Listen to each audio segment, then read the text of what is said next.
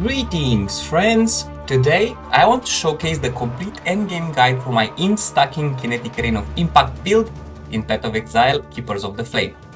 In this video I will cover everything you need to know like gems, gear slots, passives and jewels.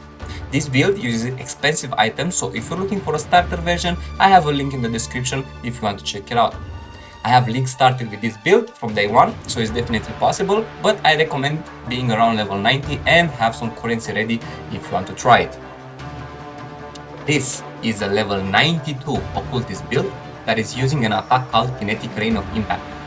This alternate quality no longer gives us the kinetic anomaly as a secondary hit, but instead focuses on its initial hit. The build strengths are its fast clear and pleasant aesthetics. It does not, however, do well with uber bosses and single target damage.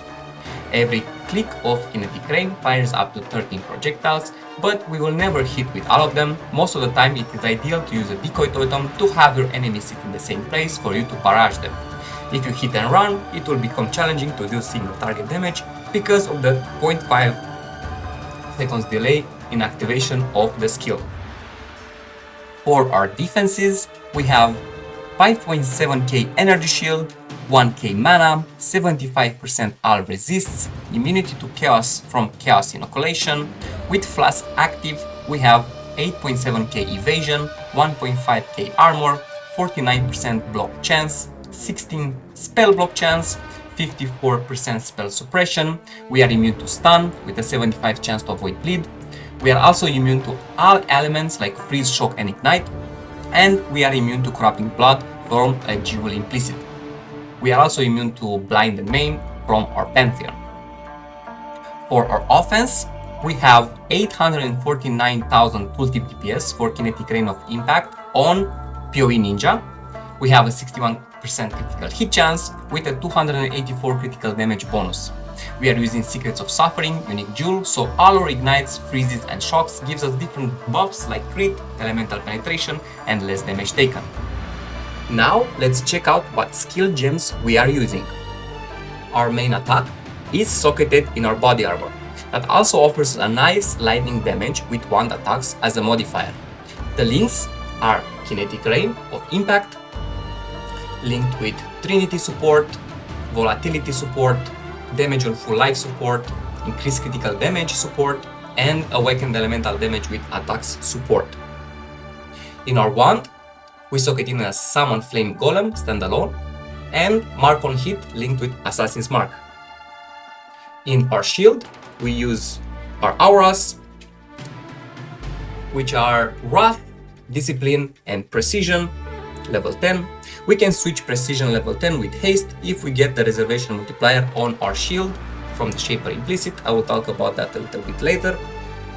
In our helmet, we socket in our movement skill Shield Charge, linked with Inspiration support and faster attacks. In our gloves, we socket in some utility, custom damage taken level 2, linked with Molten Shell level 8, and a portal gem standalone. In our boots, we have Decoy Totem, Sigil of Power, Plane Dash, all linked with faster casting support. Although not necessarily, I highly recommend getting 20% quality on all available gems and, when possible, corrupt them for an extra level. Now I will showcase the gear that I'm currently using. I will start off with our uniques. We are using a replica Hiri's Ire Zodiac Leather, I know, on an energy shield build, but I found this to be the ideal choice. Not only we get spell suppression and evasion for our defenses, but we also get a big flat lightning damage with wand attacks. However, because of this, we will have to reach around 200 dexterity requirement, sacrificing a little bit of int in the process. Our other unique is a Darkness Enthroned Stygian Vice that gives us 2 Abyss Eye jewels boosted by up to 100%. You can go ahead and purchase a perfect roll one, but I've settled for this budget one with 85%. I highly recommend socketing eye jewels that have chance to avoid being shocked here, because it will be easier to reach 100% element avoidance like this. Speaking of searching eye jewels, We need a bunch of them, all with lightning damage, cold damage and fire damage. We need to stack all three elements for Trinity and Secrets of Suffering to work properly, but the main focus is lightning damage. If needed, we can also use the jewels to cap our resists, because our gear is very hard to craft with big resist rolls. Our rings must have intelligence and lightning damage with attacks on them, along with other attributes like strength and dex to fill in the requirement for our gear and gems. Our amulet is a shaper influenced with 1% increased damage per 15 int that also has lightning damage to attacks and a bunch of resists. We anoint it with quick step and call it a day. Now for the gear, you will most likely have to craft yourself, because that's what I did since there was nothing similar on the market. Our wand is a 2-stat plus benchcraft stick. We require a way to curse enemies on hit, either by having it on this wand, a ring with hunter influence, or implicit on gloves. So I thought, why not use an awakener orb and combine curse enemies with conductivity and 1 to 6 lightning damage to attacks with this weapon per 10 intelligence. Craft a lightning damage roll from the bench and call it an item. Just make sure that your wand has enough item level to roll these good modifiers.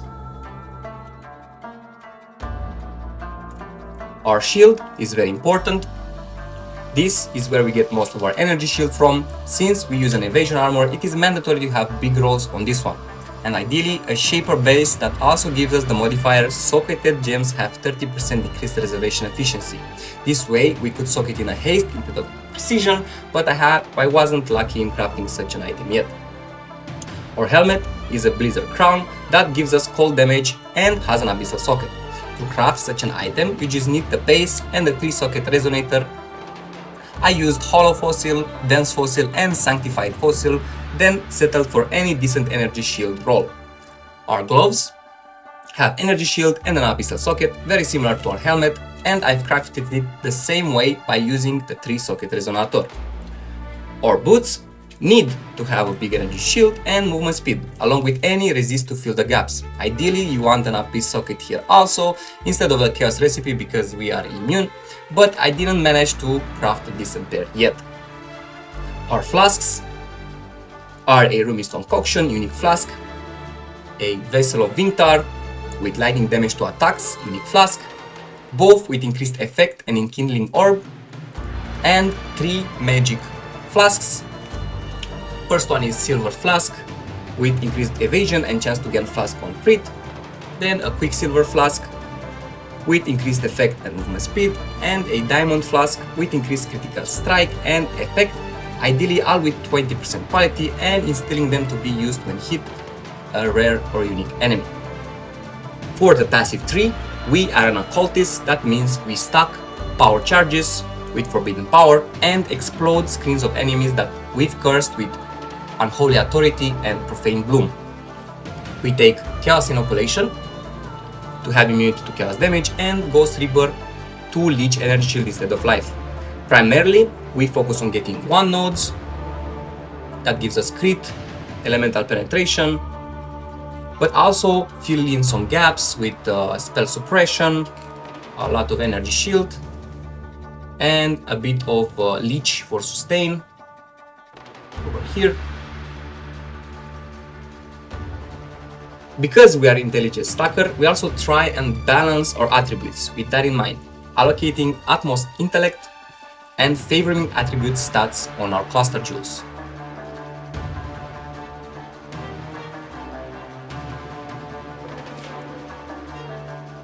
We take all the jewel sockets that we can get our hands on. We need them to do some pretty quirky combinations. Our gear has abyssal sockets for eye jewels, and our passive tree has unique and rare jewels. For example, we are using the Storm Shroud, a unique jewel that allows us to be element immune by just reaching 100% avoid shock. We do this by using the eye jewels implicit or explicit. This is an example of an implicit jewel, and this is an example of an implicit jewel with chance to avoid being shocked. The second combo is my favorite, Unnatural Instinct in this location and Light of Meaning with increased lightning damage. Try and socket it the same way I did, With this we get a bunch of lightning damage and a lot of very nice little stats like attack speed, movement speed, so on and so forth. Our large cluster jewel allows us to have 2 medium clusters with a bunch of projectile damage, as you can see, and the Secrets of Suffering interrogation unique jewel. We also use a Watcher's Eye that gives us critical chance while using Wrath and flat energy shield on hit while using Discipline. Our rare jewels have maximum energy shield, critical multiplier and spell damage. The fourth stat is flexible, however, do not underestimate the corrupted implicits. We will need 1 jewel to have corrupting blood, it cannot be inflicted on us, and I managed to get it on a searching eye jewel, but you can also get it on a cobalt jewel, for example.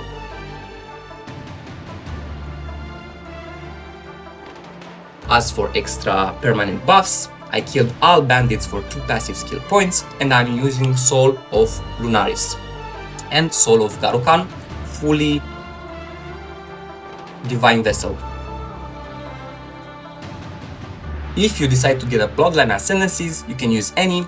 I wanted to get the Breach Bosses one and negate lightning resist on monsters by wearing 2 synaptic rings, but I gave up on it since I never found it. Otherworldly Appendages is also a good defensive choice if you wish to take it. We are using 2 Ash Grafts, 1 Storming Ash Graft that gives us Wrath in Light, which is a buff that allows our lightning damage to be lucky, and an Jolting Ash Graft that gives us Overcharged Sinews.